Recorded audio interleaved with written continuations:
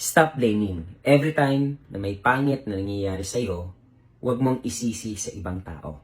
Nakakalungkot lang may mga tao na kapag pangit yung nangyayari sa kanila, sisisihin yung iba.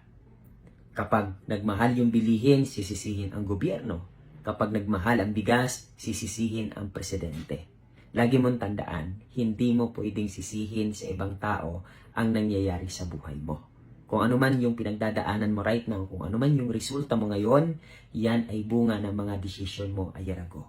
Kahit magmahal ang bilihin, kahit magmahal yung bigas, pero kung ikaw naman ay masipag, ikaw naman ay gumagawa ng way para mag-create ng another source of income, hindi mo mai-experience yan at hindi mo mararamdaman. Bakit? Kasi nga, meron kang pambili. Kung ikaw man ay ipinanganak na mahirap, huwag mo nang sisihin ang magulang mo. It's time para gumawa ka ng way para makaalis ka dyan sa kahirapan. At kung ikaw naman ay may pinagdadaanan, hindi mo na kailangan sisihin, i-blame ang ibang tao. Gumawa ka ng way para makaalis ka dyan. Gumawa ka ng solusyon para maalis ka sa situation na meron ka ngayon.